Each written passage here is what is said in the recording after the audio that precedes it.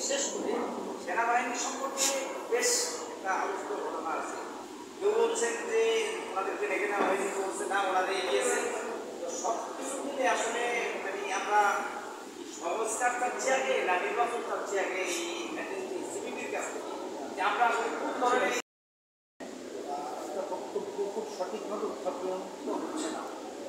কারণ সংস্কার হচ্ছে একটা চলমান প্রক্রিয়া। এটা মনে রাখা দরকার যে আমরা যতদিন থাকবো ততদিন পর্যন্ত আমাদের সংস্কার করে আগাতে হবে।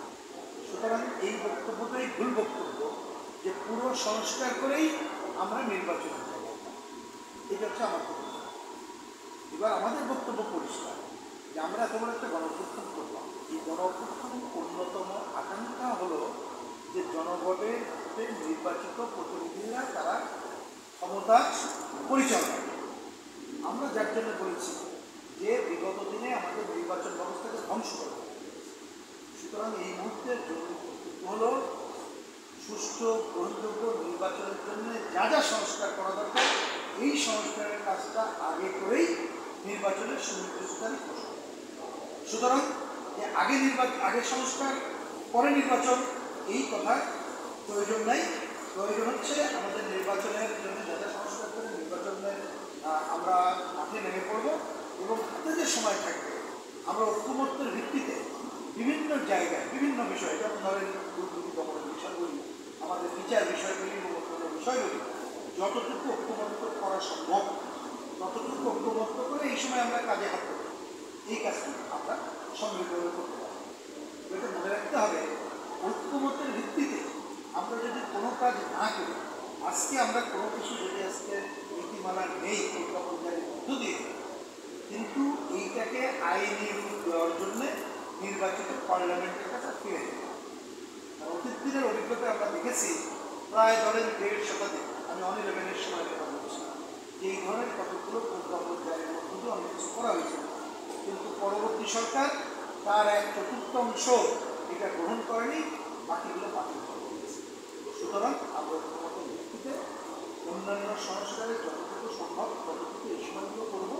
আর মূল কাজ হবে ভালো নির্বাচনের জন্য যা যা সংস্কার করা দরকার সেটা করেই নির্বাচনের সুনির্দিষ্টতার এই করতে। আমরা মনে করি ইতিমধ্যে সেনা বাহিনীর পক্ষ থেকে এই বিষয়টা পরিষ্কার করা হয়েছে। আমরা মনে করি আমাদের এই ধরনের বাহিনী সম্পর্কে যারা আমাদের দেশ রক্ষায় অন্যতম দায়িত্ব পালন করে বা বিশেষ মুহূর্তে তারা অনেক দায়িত্বশীল আচরণ করে, আমরা মনে করি তাদেরকে নিয়ে কোনো বিতর্কিত বক্তব্য বা কোনো বিতর্কিত কোনো কিছু কথা আনা উচিত না, যেটা আমাদের গণতন্ত্রের যাত্রাকে ক্ষতিগ্রস্ত করতে পারে এবং যে কেউ এটার অপব্যাখ্যা করার সুযোগ পেতে পারে, যা আমরা নিজেই আকাঙ্ক্ষা করি। আমাদের দেশে নির্বাচনে কি অংশ নিতে পারবে না পারবে তার আইন আছে। সুতরাং এই আইনের বাদ দিয়ে আমরা কে কি বললাম এটা ভুলহীন। উদাহরণ যে কথা আপনি শেষে বলবেন যে আমাদের আইন যারা যে অপরাধী দণ্ড করে তাদের তো নির্বাচনে অংশগ্রহণ করতে সুযোগ নেই। এটা হচ্ছে নাম্বার 2। আমি যদি বুঝি, যেমন ধরেন যারা যুদ্ধ অপরাধের সাথে জড়িত প্রমাণিত, জড়িত করে মুখে বললাম প্রমাণিত, তারা অংশ নিতে পারবে। এই ধরনের যারা যারা আছে তারা তো পারবে, এ ব্যাপারে আমাদের ঐক্যমত আছে। সুতরাং নতুন করে বলার দরকার আমি মনে করছি আমাদের সংবিধানের মধ্য দিয়ে যাদের নির্বাচনে অংশগ্রহণ করার সুযোগ আছে তারা করবে, তাদের অংশগ্রহণ করার সুযোগ নেই তারা করতে পারবে না।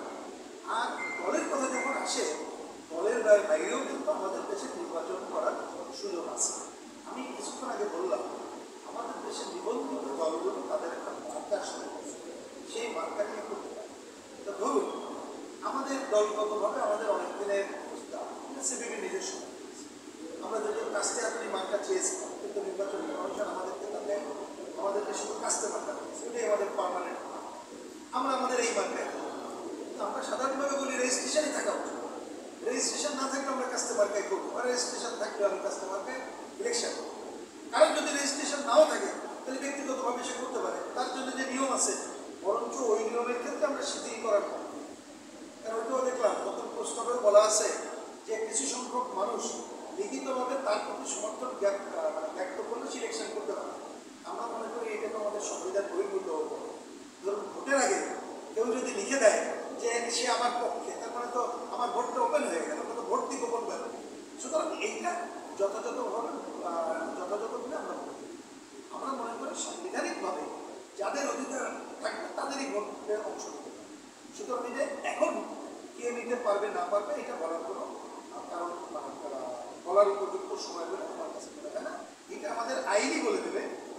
নির্বাচনে অংশ নিতে পারবে না, দলগতভাবে পারবে কি পারবে না আমাদের আইন। কিন্তু এখন আমরা যদি সংবিধানের কথা বলি, এখন তো বলা হচ্ছে যে আমরা 72 সংবিধানকে রাখবই না। তাহলে আমরা কোন সংবিধানের আওতায় কিভাবে এটাকে নির্ধারণ করবো?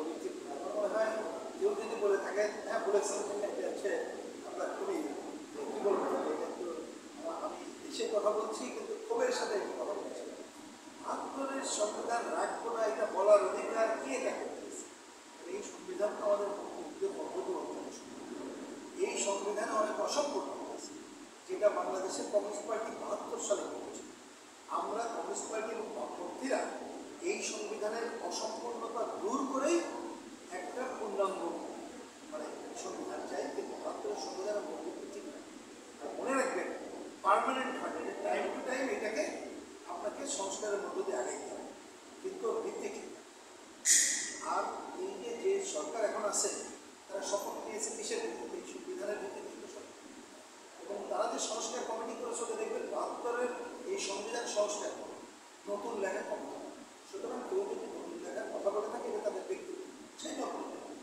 ওক্ষেত্রে আমি যেমন ব্যক্তিগতভাবে বলি যে তারা যদি ওই ধরনের কোনো মত পোষণ করে, তারা আগামী ভোটে অংশ নিক, জনগণের কাছে যান যে আমাদের ভোট দিয়ে নির্বাচিত করে আমরা এই সংবিধান ছিল ব্যক্তিগত মানুষ ম্যান্ডেট দিলে পালন করবে, তার আগ পর্যন্ত এইটা বলা কোনো আইনি আছে বলে আমার। সুতরাং আমাদের এই সংবিধানে ভালো নির্বাচনের জন্য যতটুকু সংস্কার করা দরকার, আমরা প্রজ্ঞাপন জারির মধ্য থেকে ওইটুকু করে একটা ভালো নির্বাচন করতে চাই এবং সেই নির্বাচিত পার্লামেন্ট